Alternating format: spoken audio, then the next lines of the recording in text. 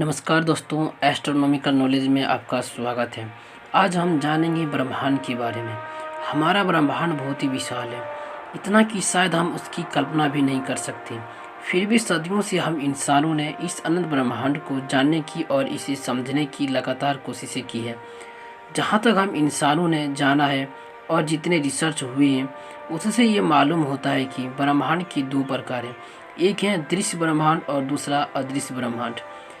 अब दृश्य ब्रह्मांड वो है जिसमें गैलेक्सी, तारे, हमारी पृथ्वी, चंद्र, सूर्य, आकाशगंगाएं, निहारिकाएं, प्रकाश, गति, इन सब का समावेश होता है जो हम देख सकते हैं। हम और अदृश्य ब्रह्मांड वो है जो इस सब के बाहर भी, इस सब के परे भी फैला हुआ है, मौजूद है। आइए हम इसे और सरलता से समझने की कोशिश करते हैं। वैज्ञानिक कहते हैं कि जब बिग बैंग का जन्म हुआ तो कुछ भी नहीं था। मतलब कि आकाशगंगाएं, निहारिकाएं, सूर्य, ये चंद्र, तारे, गैलेक्सीज, प्रकाश, गति, यहाँ तक कि समय भी नहीं था। लेकिन इससे पहले ब्रह्मांड तो था ही जिसने बिग बैंग को जन्म दिया। और उसके बाद बिग बैंग से निकला हुआ मलबा अपना रूप लेकर चारों ओर समस्त ब्रह्मांड में फैल रहा है, जो हम आज देख रहे हैं।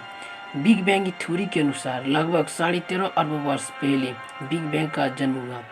ये 13.5 अरब वर्ष हमारी कालगणना के हैं, मतलब कि हम पृथ्वीवासियों के वर्ष के हैं। तो आज हम जो कुछ भी देख रहे हैं, हवा, पानी, प्रकाश, गति, कंप्यूटर, मोबाइल, आप, मैं, पृथ्वी, सूरज और ये समस्त दृश्य ब्रह्मांड, वो सब बिग बैंग से जन्मा है। जिन सभी चीज़ों का रो मटेरियल उस बिग बैंग में छुपा हुआ था, वो बिग बैंग के बाद ये सारी चीज़ें अपना आकार लेकर पूरे ब्रह्मांड में चारों ओर फैलने लगी। अब ब्रह्मांड में प्रकाश की गति इन्फिनिट गति मानी जाती है। मतलब कि उस गति से तेज कोई भी भौतिक या कण या खुद प्रकाश भी नहीं भाग सकता।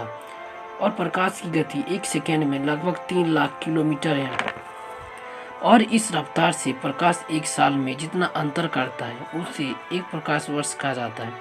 तो ये सारी भौतिकी वस्तुएं जो ब्रह्मांड में फैल रही है, वो प्रकाश की गति से तेज नहीं फैली होगी। तो अब हमारे ब्रह्मांड की उत्पत्ति 13.5 अरब साल पहले हुई, इसलिए ये सारी वस्तुएं अब तक 13.5 अरब प्रकाश वर्ष की दायरे में ही फैली होगी, उसके आगे नहीं गई होगी। खुद प्रकाश भी 13.5 अरब प्रकाश वर्ष दूर तक ही मौजूद है। तो फिर उसके बाद क्या है? तो दोस्तों, इसे ही दृश्य ब्रह्मांड कहते हैं। उसके आगे क्या है आज तक हम नहीं देख पाए हैं, क्योंकि जहाँ तक प्रकाश ही नहीं है वहाँ देख कैसे सकते हैं। हमारे शक्तिशाली टेलीस्कोप ने और अध्ययन से वैज्ञानिकों ने बहुत दूर की रोशनियों का अध्ययन किया है। दूर की निहारिकाओं का, प्रकाश का, यहाँ तक कि ब्लैक होल का भी अध्ययन कर चुके हैं। लेकिन अब तक का ये सारा अध्ययन इससे 13.5 अरब प्रकाश वर्ष में आने वाले दृश्य ब्रह्मांड की दायरे के अंदर ही है। उसके बाहर क्या है वो हमारी कल्पना से परे है। फिर भी हम अटकलें लगा सकते हैं।